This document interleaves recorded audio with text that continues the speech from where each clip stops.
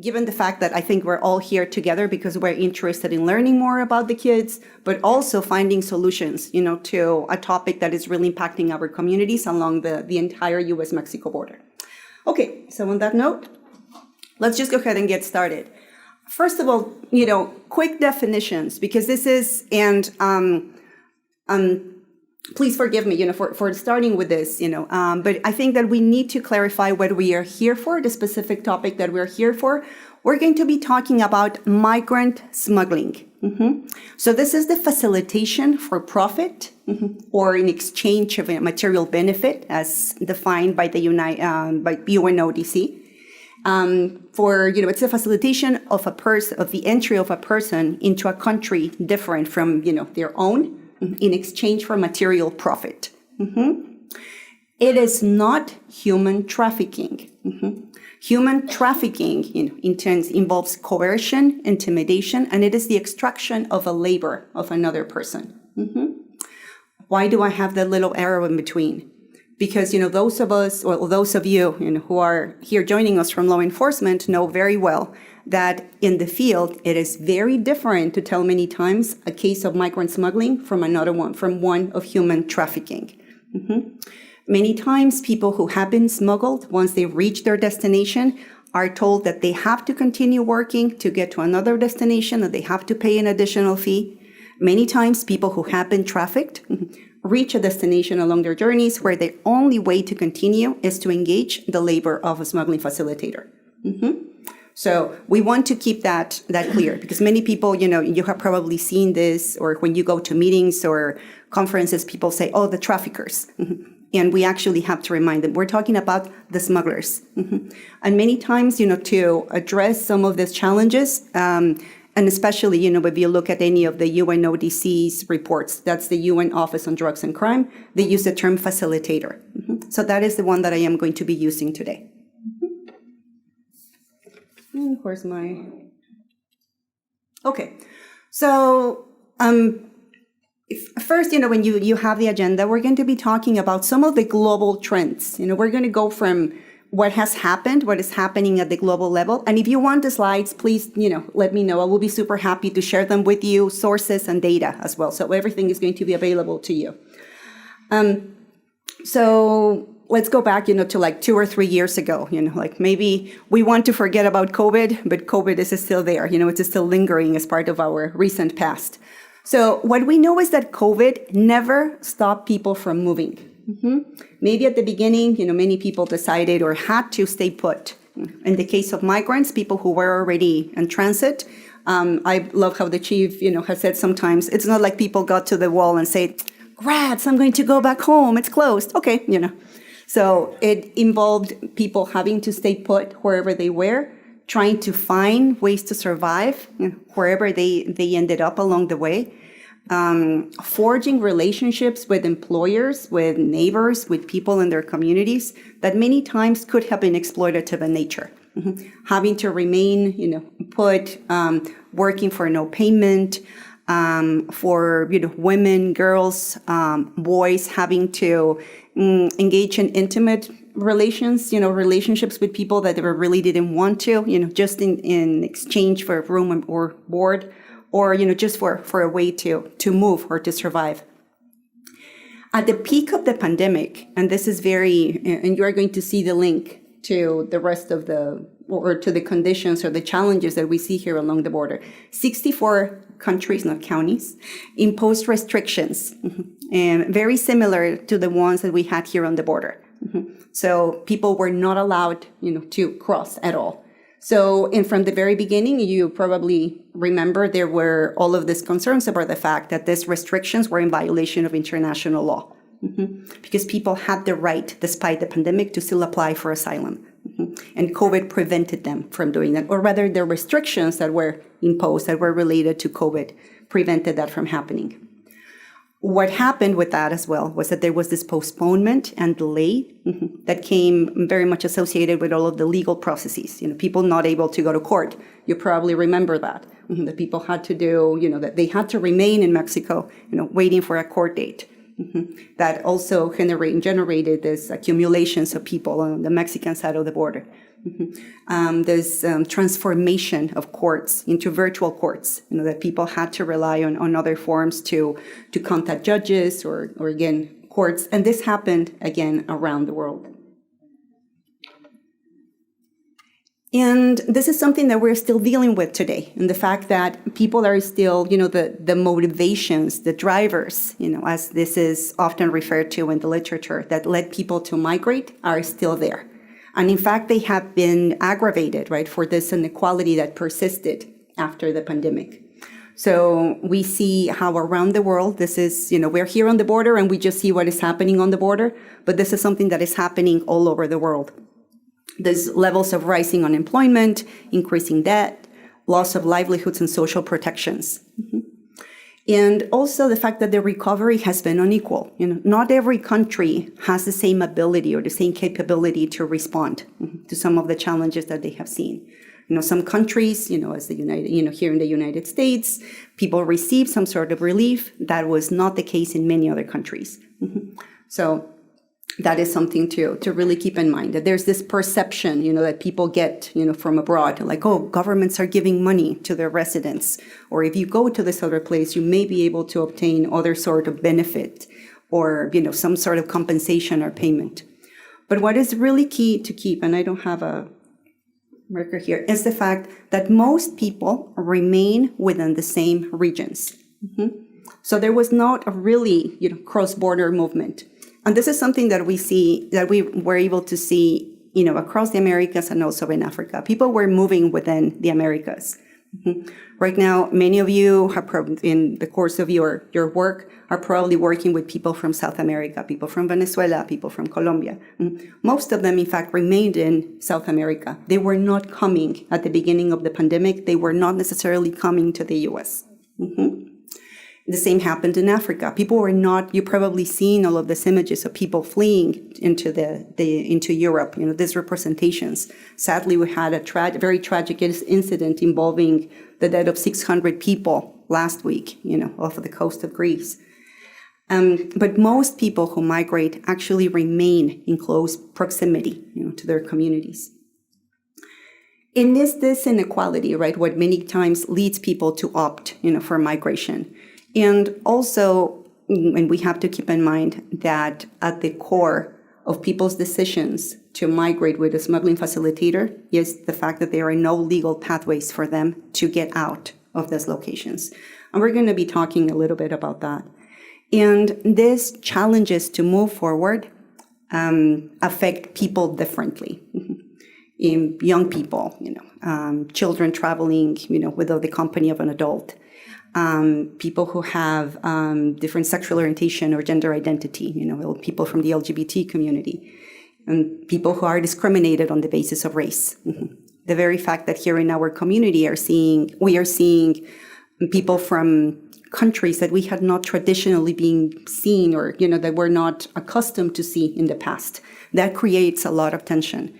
We have probably heard commentary about people from Venezuela, from Colombia, not being the same as other migrants, or not being as I've heard those conversations even within my own family. Oh, these migrants are not the same as Mexican migrants. We were better. So there's all of this racism, the sense of discrimination that exists and that people are experiencing as they move. So here we get to smuggling, right? So what has happened in terms of smuggling? Well, first of all, the pandemic restricted access to visas and passports. When I was, at the beginning of the pandemic, I was in Italy, and we were trying to figure out what was happening, how the smuggling facilitators were operating in the region. We found that in countries like Zimbabwe, for example, people could not get a passport because there was no paper. Just so that we get a sense of how basic this is, but there's no paper to print a passport. So how are you going to be able to leave the country legally? Something similar has happened in the case of Venezuela. People cannot go and apply for a passport, because of all of some of the legal political challenges that the country is experiencing. So when we're not able to obtain those documents, when we cannot obtain a document that just, not having, let alone the passport, a birth certificate, a school certificate, vaccination card, vaccination record, something that shows who I am. People, again, people from the LGBT community. So there's all of these documents, all of this sort of paperwork that cannot be obtained and that doesn't allow you to move forward. So there's a different, and this is something that I would love to discuss as part of the Q&A. There's two currents or two among researchers, two ways that we're thinking about smuggling. And we know that there was a definite increase in the smuggling cost of smuggling services, before and after the pandemic. For some researchers, this was related to enforcement, the escalation of enforcement, the very fact that the border was closed. But for other researchers, this is, when here I'm citing Samuel Loroña, and some forthcoming work that he's doing actually in the Arizona-Sonora border. It can also be increased due to the demand. As you have seen over the last couple of years, the numbers of people arriving, has also increased.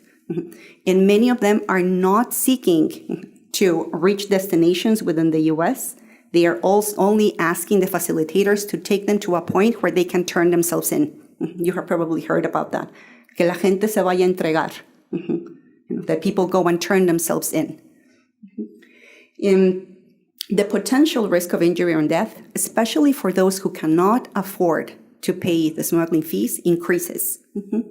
Women, again, people from the LGBT community, children who are traveling unaccompanied, do not have the same access many times to fees, to the amounts that some of these facilitators are charging.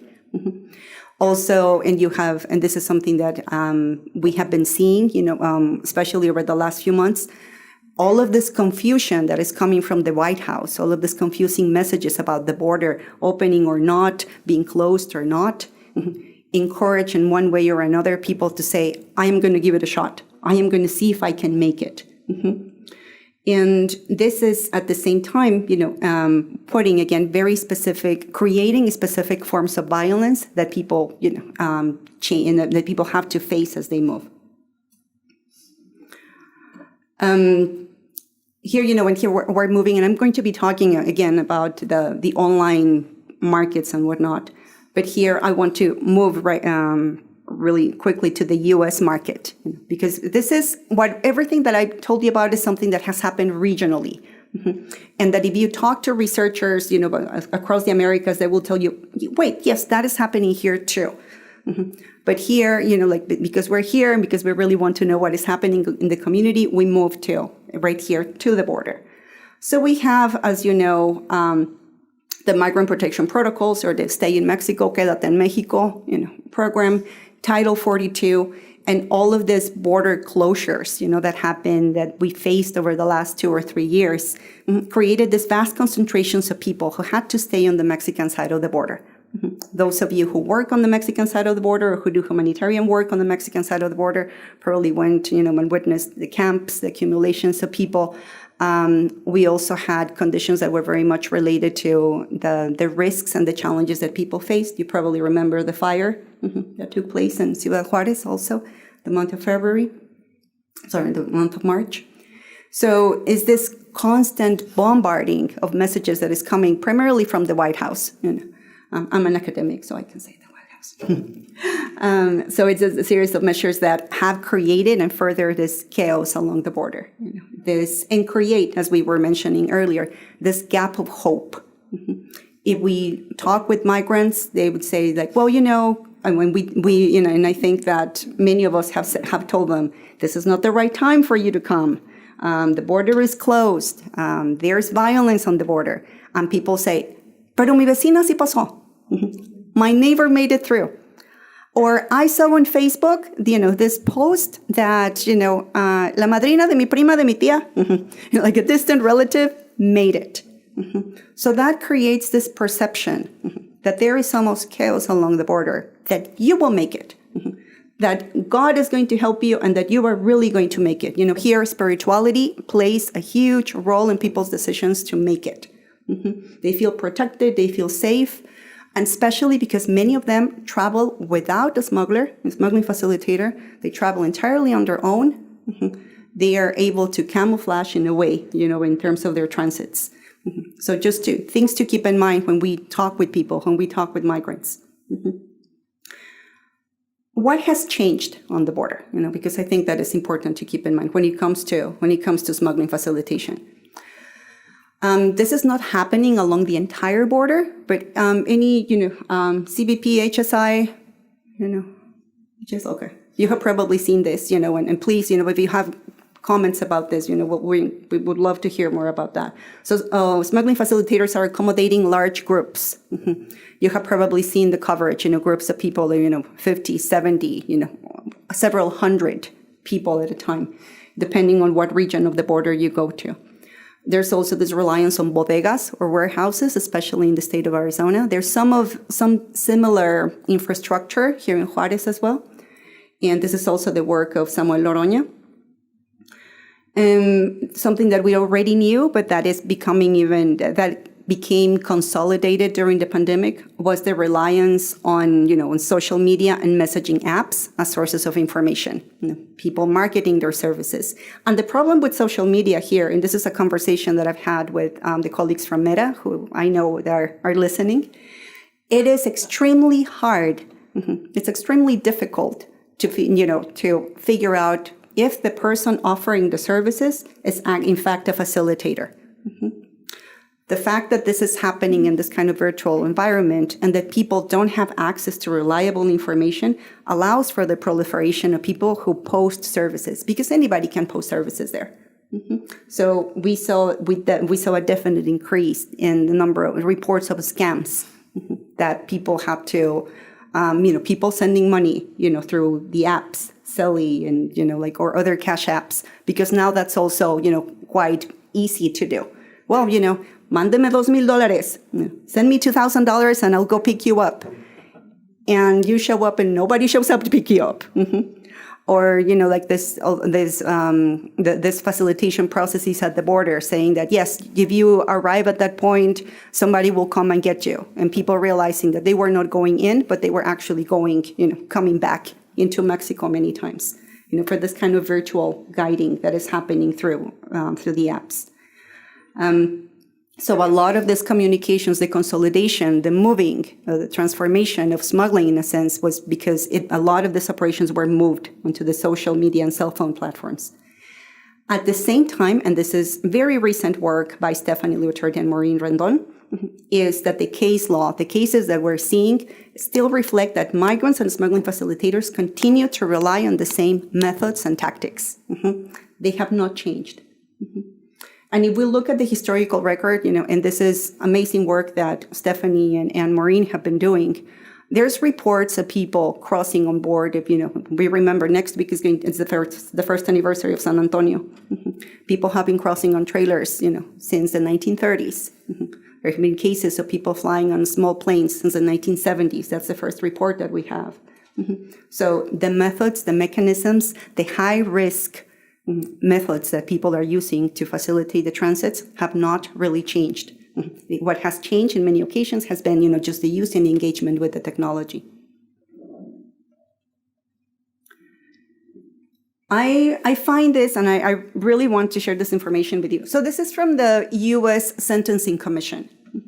This is data that when I tell people, that it exists, say I didn't know that there were numbers about migrant smuggling. Well, the United States is one of 2 countries in the world that keeps track of migrant smuggling convictions, but at the federal level. No other country keeps systematic track of their convictions, which is a challenge to understand what is happening with the smuggling worldwide. But here, I'll bring the microphone. Well, it will be, it's really interesting to look at the numbers. So in 2016, we had, and I have the exact numbers here. Let me pull them up. In 2016, we had 19,135 cases that were related to migration that were referred to the U.S. Sentencing Commission. Of those, 12.7%, so it's about close to 2,000 cases, were related to smuggling. Fast forward to 2022, we have less cases that were related to migration in general. We had 16,700. However, the proportion of cases that of smuggling convictions has doubled.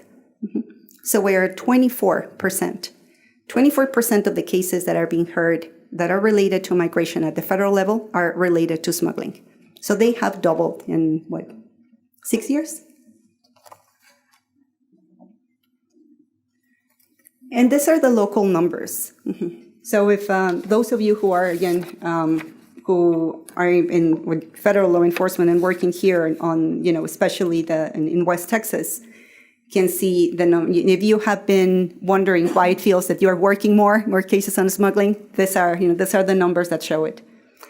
In 2006, the Western District of Texas had 432 cases that were related to smuggling.